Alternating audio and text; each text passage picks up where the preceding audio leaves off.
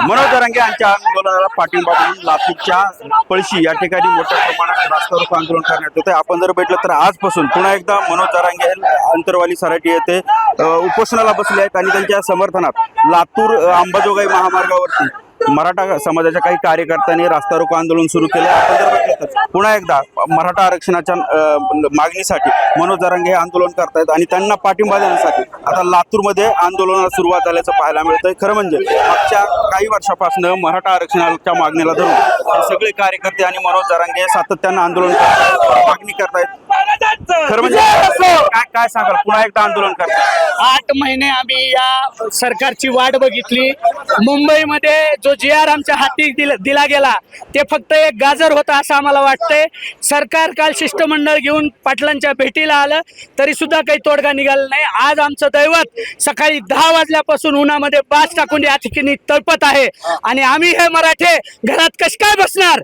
मी या माध्यमातून या सरकारला सांगू इच्छितो, आमचा अंत बघू नका। आमचं दैवत आज त्यांनी स्वतःचा जीव पणाला लावलेला आहे आणि जर जरांगे पाटलांना जर काही झालं रे, तुम्हाला बोलती पुई या ठिकाणी साफ केल्याशिवाय आम्ही राहणार नाही।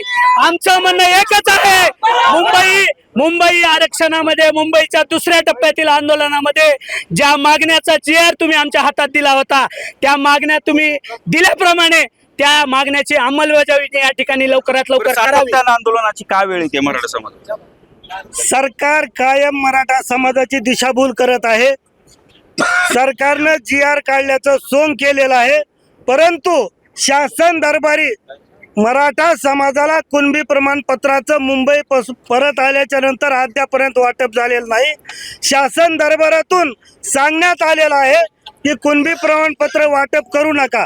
तुमचं सगळं रेकॉर्ड सगळं व्यवस्थित असताना तुमची निजामकालीन नोंद एकूणच आहे ते या मराठा समाजाच्या मागण्या आहेत। 17 गॅजेट लागू करा, हैदराबाद गॅजेट लागू करा आणि आरक्षणाची तात्काळ अंमलबजावणी करण्याची मागणी या कार्यकर्त्याला। आपण मोठ्या संख्येने लातूर अंबाजोगाई महामार्गावरती हे कार्यकर्ते जे आहेत ते आता आंदोलनात उतरलेले आहेत। महामार्गावर वाहनांच्या रांगा ज्या आहेत ते मोठ्या प्रमाणात रांगा लागल्याचं पाहायला मिळतंय। खरं म्हणजे मागच्या काही वर्षापासून मराठा समाजाचं हे आंदोलन जे आहे ते सबंध महाराष्ट्रभर पाहायला मिळतंय। संदीप भोसले, सामटी न्यूज, लातूर।